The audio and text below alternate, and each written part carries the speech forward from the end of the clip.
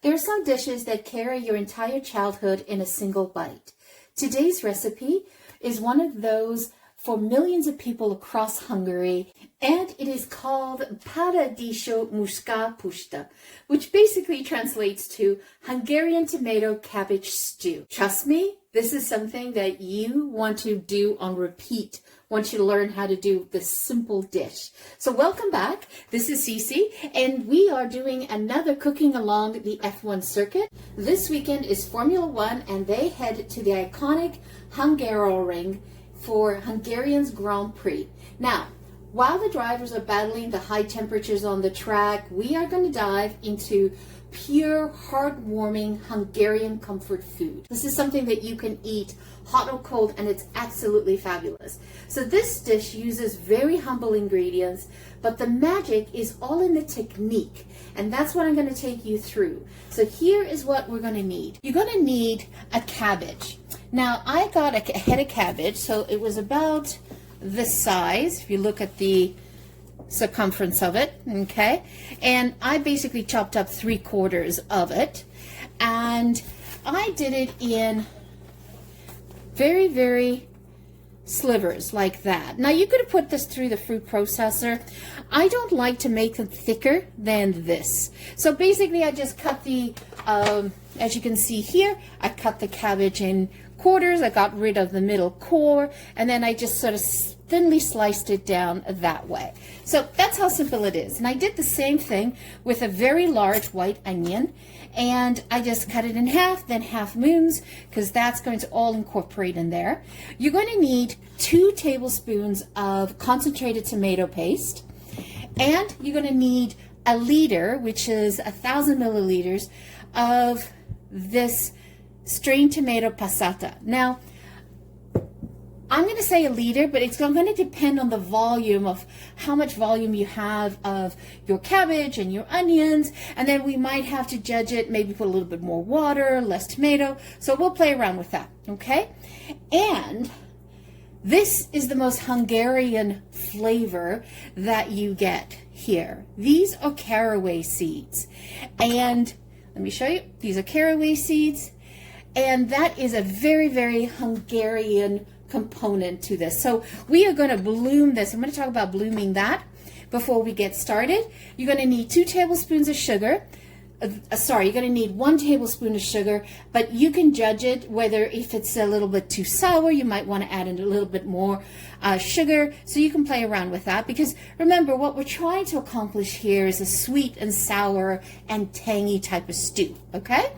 And we're going to make some roux, a golden roux, to put in it afterwards as well. So you're going to need 2 tablespoons of flour, and you're going to need 1/4 cup, 2 ounces of oil. Now, Hungarians typically cook a lot with goose fat or duck fat. I have neither, so I'm substituting olive oil. But if you really want to be authentic, you want to be able to get some duck fat or some goose fat and use that instead. Now, you notice there's not a single garlic on this board, because that's not typical for them. So let's get ahead and get started on rendering down the vegetables and get this stew. But first thing we're going to do is going to bloom that caraway seed. So what we're going to do is just put a little bit of olive oil in here. Now, if you had duck fat, goose fat, that would be perfect. You want to maybe do 2 or 3 tablespoons of that. I did about a tablespoon in here. No, 2 tablespoons of olive oil. And what we want to do here now is we want to bloom the caraway seed. So it is going to be like a little bit of spitting. You'll get a little bit of crackle, popping going on. So let them pop, let them sizzle away for about 30 seconds. And what this is doing is it's removing the aroma of this. And I'm just going to bring that down a little bit. Perfect. 30 seconds is good enough. Then we're going to toss in the onions.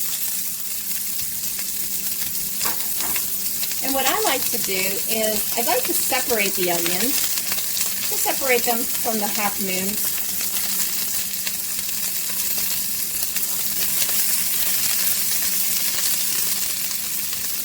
I've got the stove to medium. You don't want to put this on high. So we want to render this down a bit. We want to lift up all of those caraway seeds from the bottom and incorporate that in with the onions. Okay, so you want to soften the onions for a couple of minutes just so that they're nice and soft, but you don't want them to get caramelized.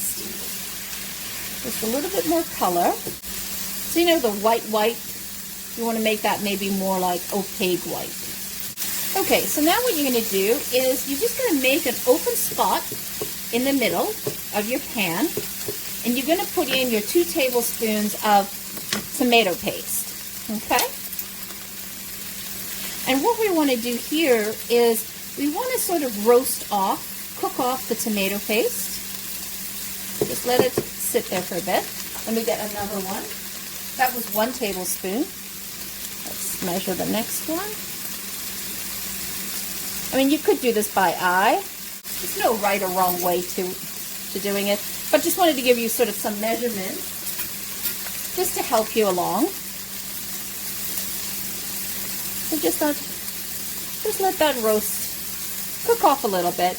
And what this is doing is it's taking away the acidic bite from the tomato sauce, the tomato puree.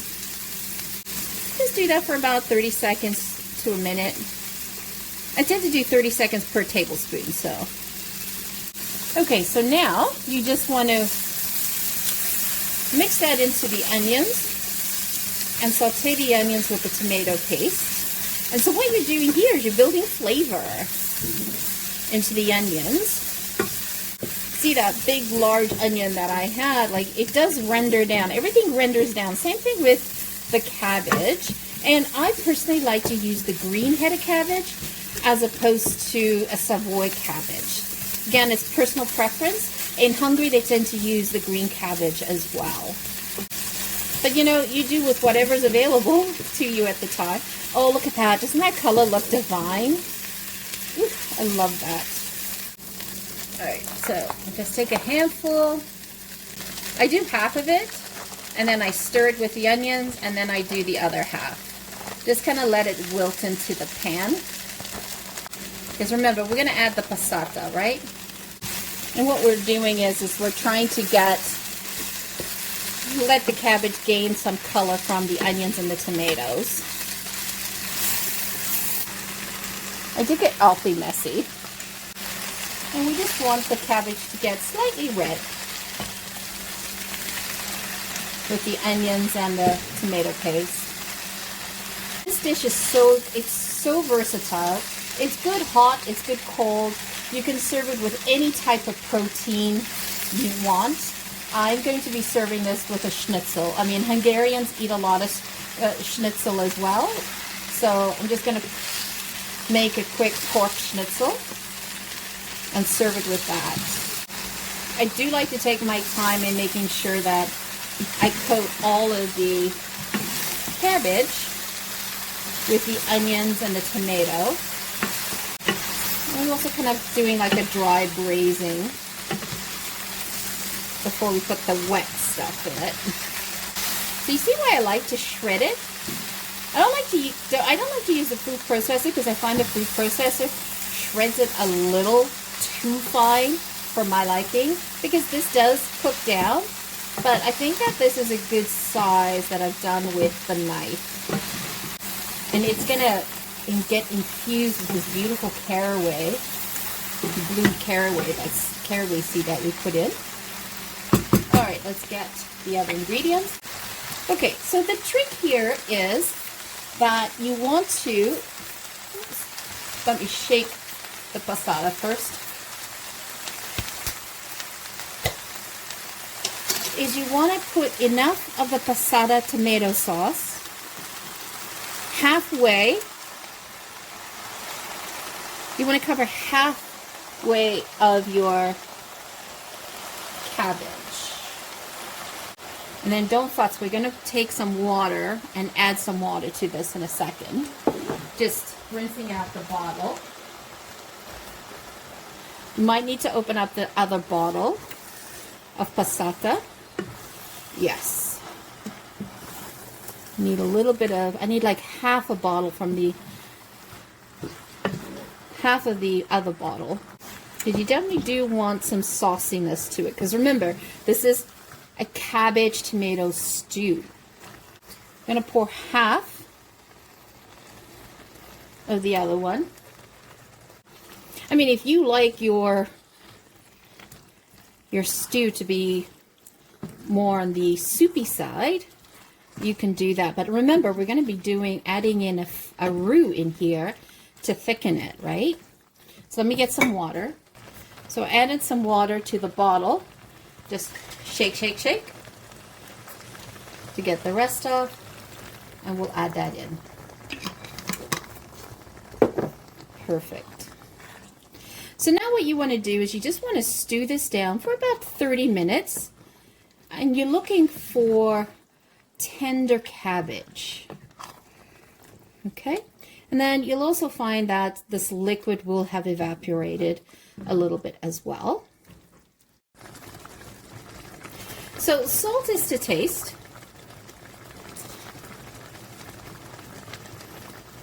I'm doing sea salt, and I've done a pinch and a half. Tomatoes love salt. Down, and then we're going to add in pepper to taste. Again, you can put a half a teaspoon, an eighth. I'm putting in a half a teaspoon. And remember, you can always put an eighth of a teaspoon now and then put some later when the dish is done. The idea is this is not to be spicy, spicy, spicy. It's to be sweet and tangy and sour at the same time. And then we're going to add in the 1 tablespoon of sugar. I will see you in 30 minutes. So put this down to like a medium low, more on the low side. See you in 30. Okay, so it's been 35 minutes. You can see it's nice and stewed down. And there's some of the tomato sauce up here, so don't worry about it because we're going to thicken this a little bit. And we're going to make the Hungarian roux that they do. Okay, so we're going to add in the 2 ounces of olive oil, goose fat, duck fat, with lard, whatever you have. I'm going to bring that up to temperature. So what we're going to be making is the Hungarian stew, and it's actually called Rántás. That's the Hungarian culinary term for a roux, and it's a mixture of flour fried in fat. Usually it's like oil or duck fat or goose fat, like I mentioned, but it's used to thicken soups and stews and sauces. Now we're going to make a plain one, but you could enhance it with ingredients like garlic and onion and ground paprika, to add some more flavor and color to it. And maybe I'll do the paprika. Okay, so we're going to add in 2 tablespoons of flour. What we now need to do is simply stir this. And we're going to let it thicken and get golden. Settle in. I have the stove at medium, in case you were wondering, but I am keeping a close eye on it. And by the way, I am pressing down on the little flour pockets just to dissolve them into here. Okay, so before adding the roux into the cabbage stew, you just want to add a little bit of splash of cold water.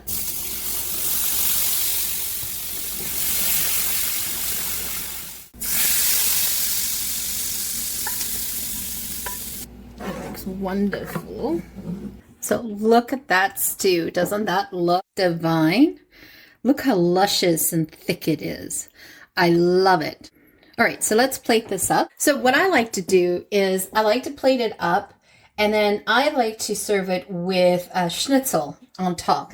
Now this is typically served with various meats. You can serve it traditionally with pork meatballs or pork roast. That's how they would serve it. But I'm doing pork Schnitzel. So you can see that this is a budget-friendly dish. It's healthy.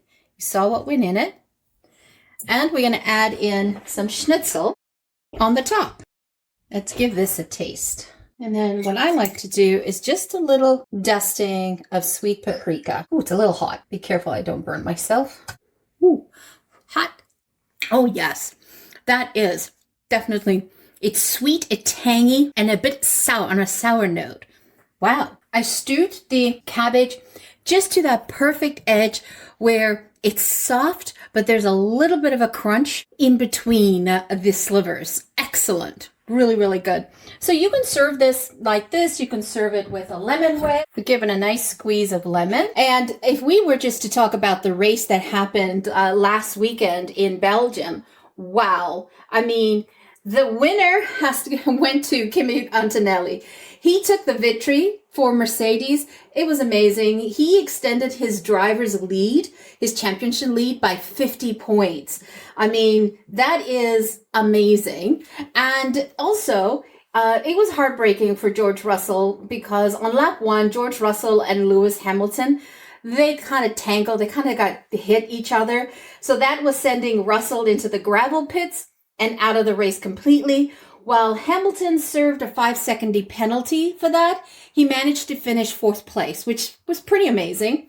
And, you know, we had Charles Leclerc on the podium as P2, while Max Verstappen ended up P3. Now, what I have to say something is that Isaac Hadjar, he started at the back of the grid. He started like P21, and he finished an impressive P6. That is really awesome driving. And Lando Norris, he actually took his penalty, so he started in P13, and he managed to get himself up the grid to P7. He finished at P7, so he got some points.